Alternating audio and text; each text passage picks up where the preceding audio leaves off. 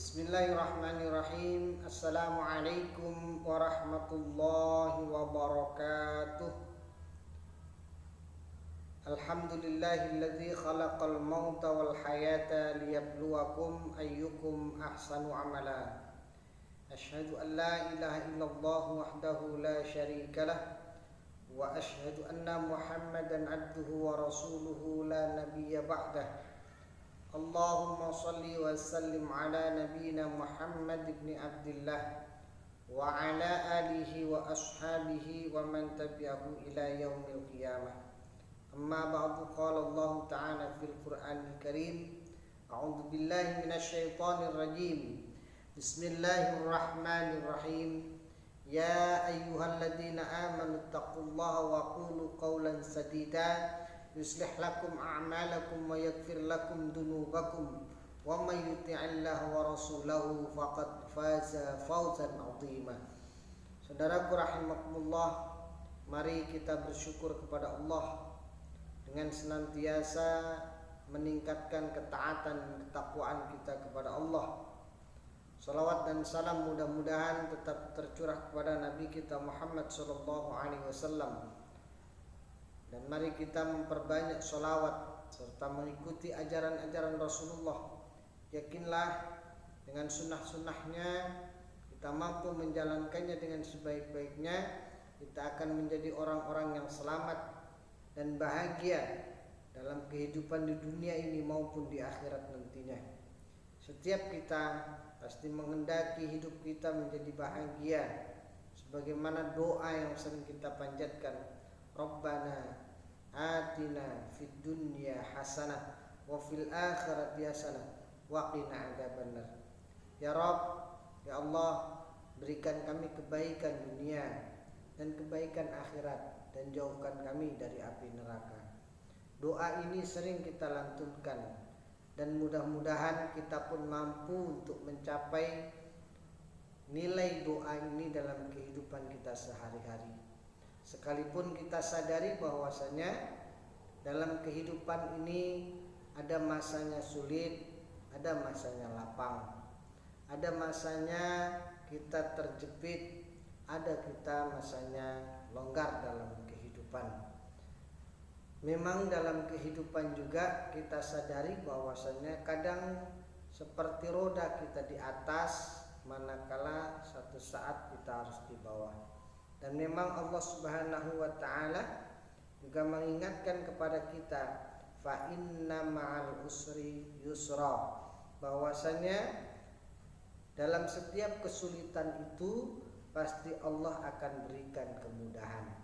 Nah, kemudahan-kemudahan yang bagaimana yang diharapkan oleh Allah kepada kita sebagai hambanya tidak lain yakni kemudahan yang kita harapkan dari Rahman dan Rahimnya Allah, kasih dan sayangnya Allah. Kemudahan yang kadang-kadang dicapai dengan jalan yang tidak baik sesungguhnya bukan kemudahan yang hakiki.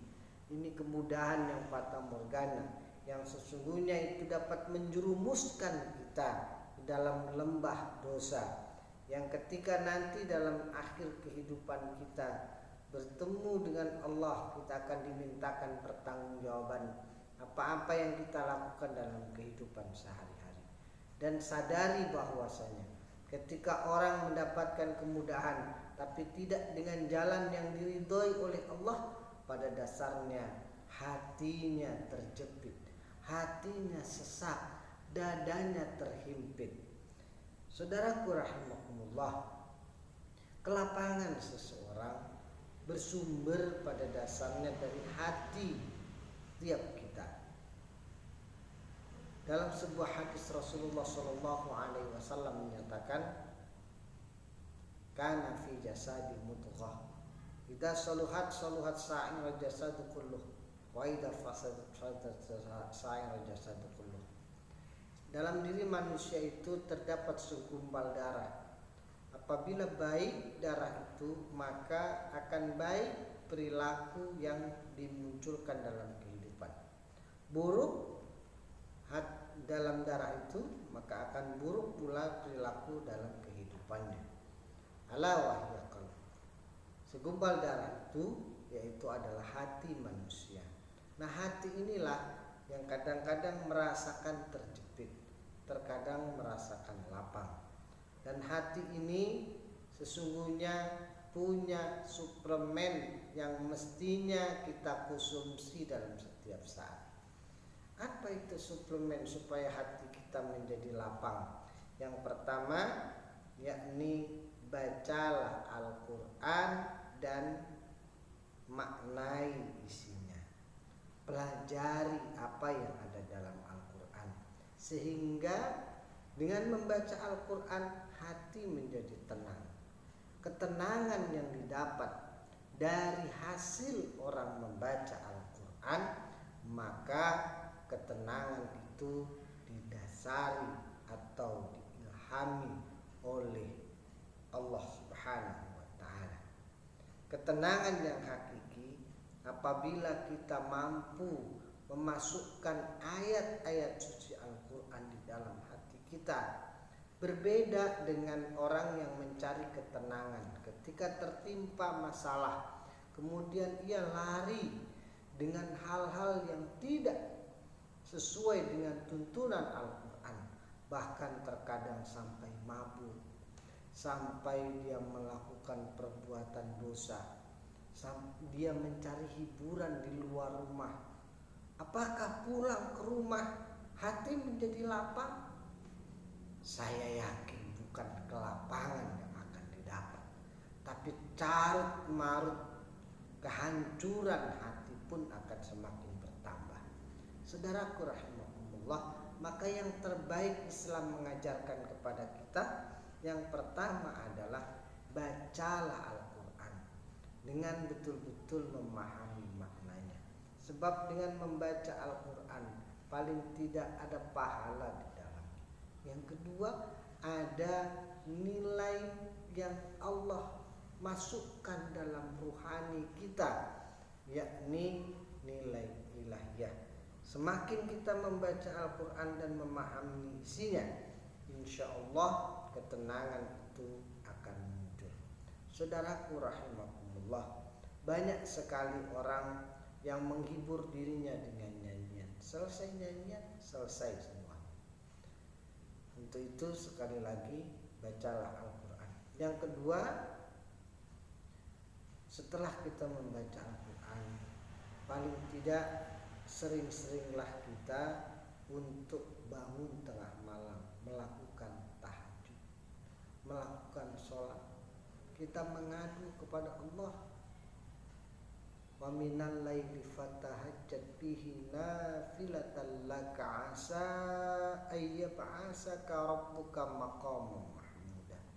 Bahwasanya ketika malam kita datang tahajud menghadap Allah Subhanahu wa ta'ala, Allah Subhanahu wa ta'ala akan berikan kemudahan-kemudahan kepada kita, akan berikan jalan. Karena ketika saat itu kita bermunajat kepada Allah, bermohon kepada Allah, pintu langit terbuka. Allah tunggu apa mau kita kepada Allah. Yakinlah Allah akan berikan kepada kita ijabah dari doa yang kita panjatkan. Yang ketiga, ketika orang menghendaki kelapangan, perbanyaklah ia berzikir kepada Allah, mengucap lafal Allah, mengingat Allah. Allah Subhanahu wa ta'ala memberikan perintah kepada kita, fa idza qadaitumus sholata fadhkurullaha qiyaman wa qu'udan wa 'ala junubikum.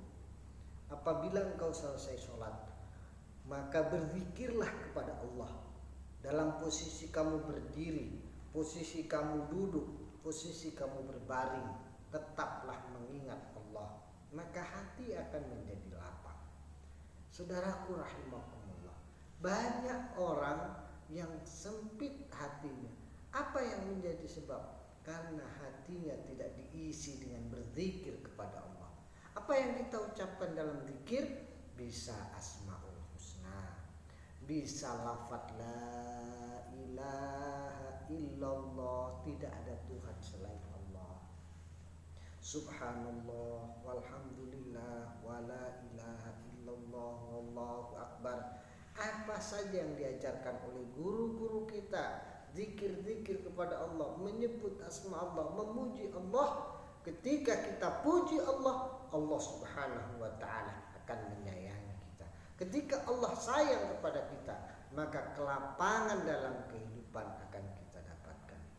Yang keempat, agar kita menjadi orang yang lapar, orang-orang yang lapang dalam hidupnya, perbanyaklah kita berpuasa. Artinya kita harus mampu menahan nafsu-nafsu kita. Semakin nafsu diperturutkan, maka sesungguhnya akan semakin terhimpit dalam kehidupan kita. Kita sebenarnya kalau hanya untuk makan minum, Allah Subhanahu wa taala yakin akan siapkan untuk kita.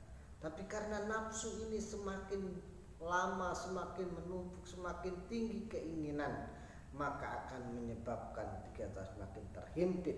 Ketika manusia semakin terhimpit, maka kelapangan semakin menjauh. Dengan berpuasa artinya kita menahan nafsu-nafsu kita, menahan ego kita, menahan keserakahan kita. Yakinlah dengan itu kita akan menjadi orang-orang yang lapar. Saudaraku rahimakumullah, ibu-ibu wabil khusus jamaah Majelis Taklim Syarifatun Nisa, kiranya apa yang dapat saya sampaikan mudah-mudahan ini bisa diamalkan dalam kehidupan, yakni dengan kita senantiasa membaca Al-Quran. Apalagi di dalam majelis taklim kita ada paling tidak setiap 1 minggu kita bisa bertadarus. Kita ikuti tadarus, kemudian kita pelajari isinya. Melalui taklim seperti ini kita bisa mengikuti. Insya Allah ini akan bisa bermanfaat. Kemudian setelah bertadarus kita perbanyak berzikir. Apapun yang kita lakukan dengan berzikir. Dan jangan lupa tengah malam kita bertahajud kepada Allah. Mudah-mudahan beban kita, beban bangsa dan negara ini Allah ringankan. Allah hapus segala bala dan bencana yang selama ini menimpa kehidupan kita. Saudaraku rahimakumullah, kemudian kita hendaknya sering-sering berpuasa. Yang puasa hari Senin, hari Kamis, puasa-puasa sunnah, insya Allah dengan itu, dengan kita mampu menjaga nafsu kita, kita akan menjadi orang-orang yang lapang dalam kehidupan kita. Itu saja yang dapat saya sampaikan. Mudah-mudahan ini bermanfaat. Billahi taufiq wal hidayah. Wassalamualaikum warahmatullahi wabarakatuh.